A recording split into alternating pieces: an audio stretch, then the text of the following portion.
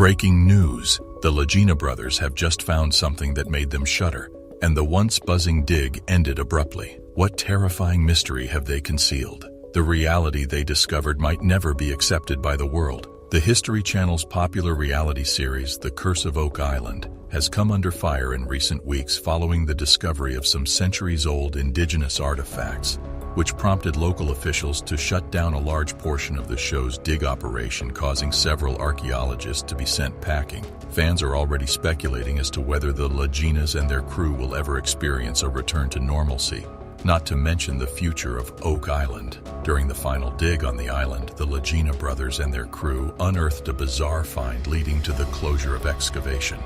While the Lagena brothers and metal detector specialist Gary Drayton have mostly found mud, wood, and other metal implements on the 140 acres of the purportedly cursed Oak Island, they have also found a number of rare artifacts. But what precisely are these insane discoveries they managed during the final excavation in the whimsical realm of Oak Island? There is yet another challenge for the men on the Curse of Oak Island. In an effort to prevent them from digging on the island, the Canadian government intervened. Finding underground entrances to what they think is the riches was the objective, though. Regrettably, bureaucracy is getting in the way. The team discovered what could have been a hidden room next to the garden shaft.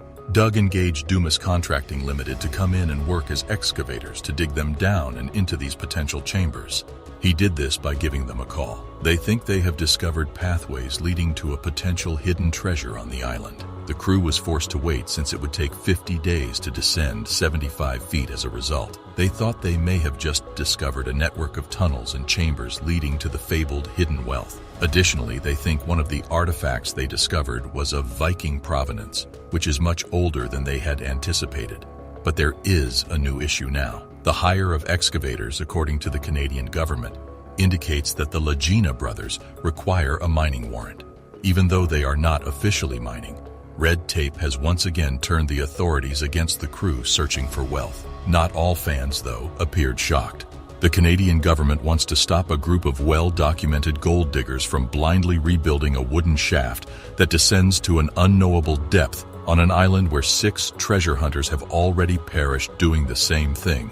And they're the bad guys in this situation, a fan wrote on Reddit. The Canadian government has already meddled with the Lagena brothers' search for treasure on the Curse of Oak Island. They stopped conducting a significant portion of the island's excavation work in 2021. The Lagena brothers' crew discovered many hundred-year-old indigenous artifacts at this time. The crew found First Nation Mi'kmaq pottery fragments on the island during Season 9. Marty Lagena stated in an episode at the time that they would avoid using archaeological techniques as they awaited the outcome of the situation. The only change that came as a consequence was a tightening of the show's rules. The brothers switched from conventional archaeological approaches to unconventional digging tactics at that time. This season they improved on that by mapping out places beneath the island using modern technology, allowing them to locate hints and potential entrance routes without needlessly excavating. But Rick and Peter traveled to Italy to consult Umberto Musa, a specialist in coins and artifacts from antiquity. He examined the coins and found Oak Island had some ties to the Roman Empire as well. This happened as a result of one of the coins being a Roman coin. Byzantine gold coins were weighed against another coin to determine whether or not they were genuine. Laird Niven's continuing drilling on Lot 5 resulted in their most recent finding. In the meantime, Rick kept searching for answers in the area known as Nolan's Cross, but for the time being, the group keeps looking into the enigmatic circular depression in the marsh. They discover ceramic shards and charcoal fragments that they surmise may be remnants of a cooking pot or a campfire. The lead artifact that was discovered in the swamp is examined by experts in the war room. They think it is a lead cross and that it was probably made in France. This could be proof that the French had anything to do with the Oak Island enigma. The group looked for tunnels beneath the garden shaft using a probing drill. They discovered a little quantity of wood that could be proof of a tunnel. This time, Gary Drayton uses a metal detector to check the recent spoils, while the heavy equipment operator continues his work. 2 substantial iron spikes that Gary immediately finds are both dated to the 1700s. If the artifacts are actually from the 18th century, the narrator speculates that Smith's Cove flood tunnel builders rather than the Truro Company, who built Shaft 5 in 1850, are more likely to have left them behind. Later that day, Marty Lagena and Craig Tester participate via Skype at the War Room meeting of the Fellowship of the Dig. The crew is informed by Marty and Craig that they just met Jeremy Church, a geophysicist working for Eagle Canada's seismic exploration business, who appears in Season 6, Episodes 1 and 3. The data from the extensive seismic survey of the eastern half of Oak Island that Church and the rest of the Eagle Canada team completed back in Season 7, Episode 6 has finally been analyzed. The information points to the existence of an anomaly at a depth of around 60 feet close to the southeast corner of the cave-in pit. The anomaly significantly resembles the Smith's Cove flood tunnel since it is linear and looks to be moving toward the money pit. Remember how GPR specialists Steve Watson and Don Johnston found several subterranean anomalies close to the cave-in pit in Season 7, Episode 2? One of them was located at a depth of 82 feet, and the other was located at a depth of 91 feet. Following exploratory drilling, it was discovered that 4 feet of sand were present between 99 and 109 feet below the surface. Remember to subscribe to the channel for more blues from the world of mysteries.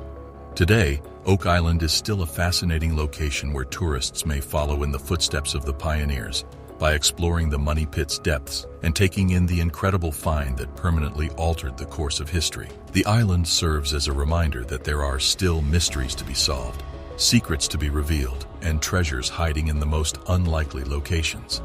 Click on the video links popping up for more interesting content, and we will catch you there in a minute. Most amusing features of Nolan's Cross was Cone C, which was the starting point for anyone following the Templars' map. From there, the drilled stones acted as navigational markers, leading toward the money pit. The team's curiosity grows with each detail, and Chris points out that these markers were not unique to Oak Island. Similar features had been found at Templar sites across Europe, where natural landmarks and man-made structures were used together to create coded maps. On Oak Island, the combination of the swamp, the drilled stones, and Nolan's Cross suggested a similar approach. The big question here was, why Oak Island? Chris explained that the Templars were masters of strategy, known for their ability to hide treasures in plain sight. After their persecution in the 14th century, they scattered across Europe, and some theories suggest they ventured even further. Nova Scotia, with its remote location and rugged terrain, would have been an ideal hiding spot. Chris emphasized that the arrangement of the stones carried symbolic meaning. The cross itself was a powerful symbol for the Templars, representing their faith and mission. By embedding this symbol into the landscape of Oak Island, they ensured that their presence and secrets would be remembered. To test the theory, Rick and Marty decided to bring in Steve Guptill, their trusted surveyor. If the alignment was as precise as Chris claimed, Steve's measurements would confirm it. The team reflected on the significance of the cross, as it was a link to the past and a tangible connection to a story that had spanned centuries. While the survey continued, the team could not ignore the broader implications of Chris's work. If the Templars had indeed hidden treasures on Oak Island, it would rewrite history as they knew it.